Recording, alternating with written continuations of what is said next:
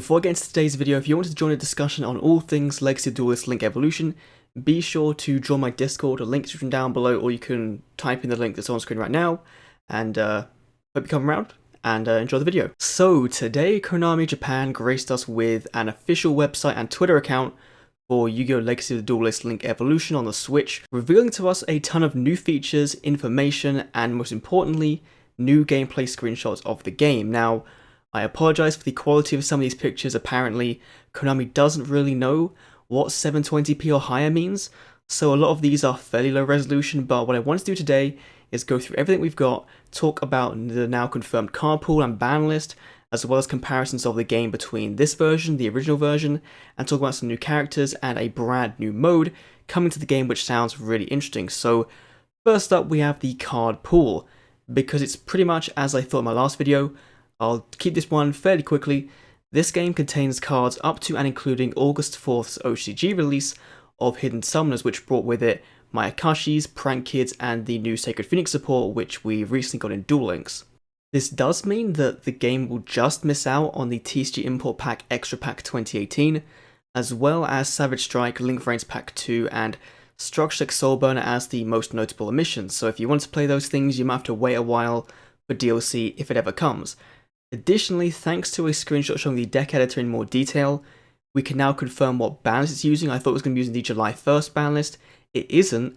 It's going to be using the January 1st, 2019 ban list, which means that things like Firewall Dragon, Nightmare Goblin are now banned for ranked online play, but there are still problem cards such as Topologic Gunblood Dragon and Heroic Champion Rongo Miniad, which are still a thing in the meta. So if you aren't a fan of that, then maybe stay away from ranked PvP, but I presume that like the 99% of people playing this game won't be touching Rongo Miniad and will just be playing like anime decks and fun decks and things like that.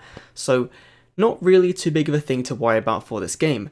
Next up, we have the card shop, which is again a quick one because we only really got one or two screenshots of it. The only notable addition for the Arc 5 portion keeps Yuya, Yuzu, and Gongenzaga from the 1.01 update in the English version, and adds Shun Kurosaki and Akaba Reiji to the mix. So 5 characters maxing out that card limit, and it does appear that the card limit in each pack is increased. Now, we don't know whether the cards have been changed in each pack. I'd presume they would have been, because some cards would have been like added and swapped around from sets. Like I think, Kai will probably have the Blue Eye Spirit Dragon support, which Yuzu had in the base game as far as I remember. So they'll probably change things around there, and it also appears, finally, that Yuya's name got corrected. In the original version, it was called Pendulum, but in this one, it appears to be called Yuya Sakaki. So, good job, Konami, for making sure you did that. We also have a screenshot of what appears to be, at least based on some of the cards, Revolver's pack. And the reason I'm thinking this is because there's things like Magna Rocket Dragon and the rare card being Red Reboot, both cards that Revolver used in the Vraids anime. We also see things like Crusadia Spatha, which it is happy for me because that means that the majority of the Crusader support is going to be in that set, which means I'll be going into that pack as soon as I can because I do love that deck to bits. Now, additionally, there's things like Ting Dangle based Gardener in there. So does this potentially mean that, Akira Zaizen isn't going to be a character we face in the story mode? Is Revolver not even going to be a character we face in story mode? Maybe they're going to do what they did for Arc 5 in the base game and just give us like 3 duels from Vrains and that's it. Like, if they did that, I'd be really disappointed. I don't think they will do, but from the characters we've seen so far, that might be happening. So aside from that, much of the UI remains relatively unchanged. Story mode all follows what appears to be the same events with the same artwork, though it is nice to finally get the Arc 5 story mode being fully fleshed out with those mini cutscenes, mini dialogue between characters, as opposed to how Konami of America did it, where they just kind of just said, here's some characters, here's some cards, make shit up as you go along. That's pretty much what they did for that one. So good old Konami Japan for implementing a proper story mode for Arc 5. That's gonna be cool to go through again. And this also does confirm the final U-Boy Yuri being a brand new character, so that's really cool. Now, the original Legacy Duelist had around 125 characters, and Link Evolution has confirmed 145. So there's about around 20 characters, including the flower carding user Enjoy Chojuro from Arc 5 Synchro Dimensions. So we're getting some new characters, some characters that I don't think had too much like too much relevance to the plot overall. Like Chojuro wasn't, too relevant to the plot, but he did have a big kind of impact on you as a character in that show. And it is still unclear whether Konami Japan is going to count like Arc 5 Jack and Arc 5 Crow separately from 5D's Jack, 5D's Crow, because I think in Legacy of the Duelist, the original one, there's like 128 characters if you include the characters crossing over. So around 20 or 17 characters, brand new characters coming to the game should be really cool. Now, this could also mean that Vrains has an incredibly small selection of characters. We know so far there's Playmaker, Blue Angel, the Knight of Hanoi, and Go Onizuka as confirmed characters. And remember, we've only seen 3 confirmed duels so far of the Vrains story mode from the previous screenshots, and these new screenshots do absolutely nothing to actually confirm anymore. So, personally, I'm expecting Revolver and Emma to be like the main characters we have left for Vrains, though people like Akira, Spectre would be really cool to get, although we don't have like Spectre's cards in the TCG or OCG. If you remember in Legacy of Duels with DLC, with Valen, they actually just put a generic Psychic deck in there, so they could do a very similar thing. Spectre could use Sylvans for some reason. I don't know, like they could do that, if they really wanted to. But yeah, I'd expect, Revolver and Emma to be the main Vrains characters, and then, everything else would be from Arc 5, and maybe Luna, who wasn't in Legacy of Duelist, surprisingly, from 5D, so give Luna a shot, guys. In Duels, the UI has also remained relatively unchanged, however, it is better. It has been improved, it's more suited to handheld play on the Switch, with the character portraits now being, like, on the same kind of line as the life points, which made no sense in the, the PS4 and Xbox One version. They were wasting space. You had very small card text, and now you have a lot more space for card text. You don't have to scroll as much. And pop-up dialog boxes now have a transparent background, which allows you to see more of the duel field behind them.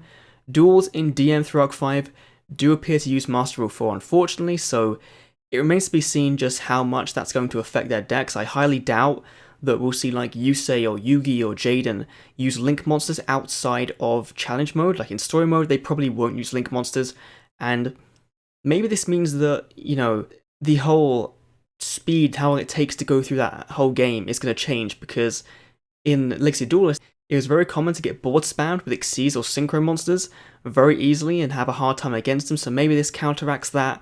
But I would have liked at least Master Rule 3 to make an appearance, but apparently not. It's not going to happen. There's also cases of characters like Alexis who, her Cyber Angels, she never got. She never had them in Legacy Duelist that came out after the DLC kind of cutoff point ended in Dragon's Legend Unleashed, so her deck will probably change, and we can already see that some decks have changed. In one of the screenshots, it's from Yugi vs. Kaiba in Battle City. We see that Yugi has 4 more cards in his extra deck, so what those could be, I don't know. Maybe they're just like, 2 extra copies of the monsters in there. I can't remember exactly what was in his extra deck in the first place, but there was 2 in the original and 6 in this game, so they're definitely changing up the decks a little bit, which is nice to see. And kind of a small thing, the actual background stages, those have, in some cases, shrinked. Like the 5Ds one has been zoomed in a bit more because the actual dual field has shrunk with the pendulum zones now going into the back row, so pretty cool. They're changing up the presentation, making it look a little bit nicer, which is always appreciated. We also get a closer look at the biggest feature of this game, the Link summoning, and it looks pretty good. The mechanic actual animation they use is where all the cards line up in the arrows, so like on screen clearly there's summoning Deco Talker here, and it's lining up in like the triangle, like the top one, the bottom left, bottom right, and then they'll fade away, and then the actual card image of Deco Talker kind of blockly comes together on the screen, and then of course you have the big animation we've seen with like the proxy dragon in the previous images that were released to us. So looks pretty cool. And speaking of Deco Talker, we also got our first look at attack animations for character Ace monsters. Now it will be interesting to see if Borolo Dragon gets one. Like all of the rivals I think have had Ace monster attacks apart from maybe in Arc 5, so maybe we'll see another one for Arc 5.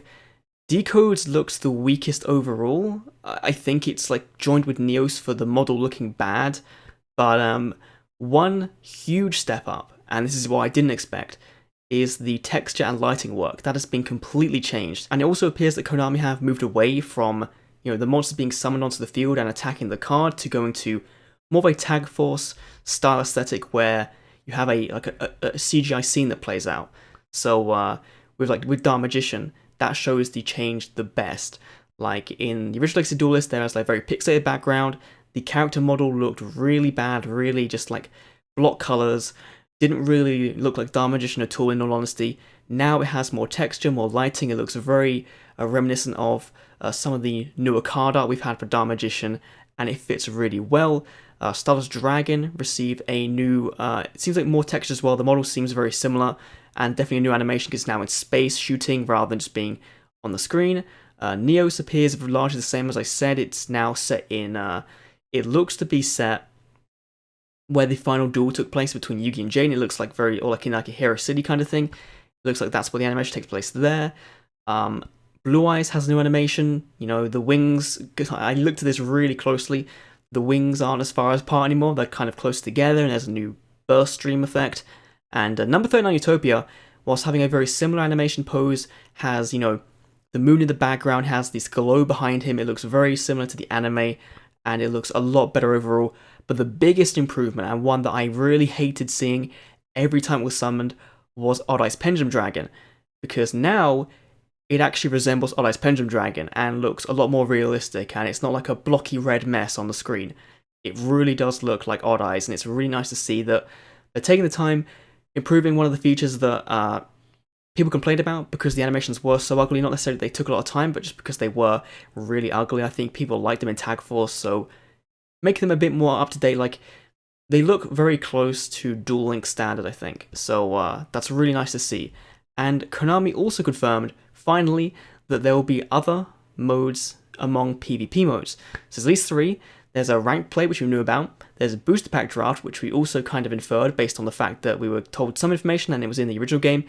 And there's also something referred to as Shield Battle. So I did a quick Google search. Nothing came up regarding Yu-Gi-Oh! Shield Battle.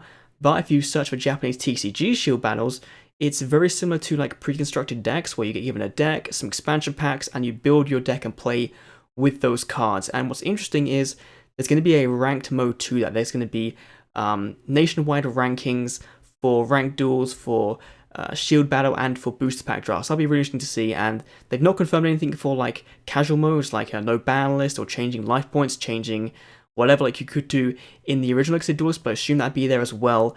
And again, no tag duels, no speed duels. They confirmed that there's only 1 player or 2 player online on the website, so yeah, there's completely no tag duels. And yeah, that worldwide thing, maybe it was a mistranslation, maybe nationwide was what they meant to say, and they say on the website it's nationwide, so, you know, maybe temper your expectations for a worldwide release, but still, pretty cool. It's coming on April 25th. We have all this new information, all these new screenshots, and again, I'll leave a link down below to the website where you can check it out, their Twitter account as well, which they're posting screenshots, I think, like every day. They've been posted one today of like the story mode thing, so go check that out, and let me know your thoughts on Legacy Duelist Link Evolution so far. Thanks for watching, I'll see you all in the next Duel Links video. It's not like Duel Links Legacy Duelist, isn't it? See you then.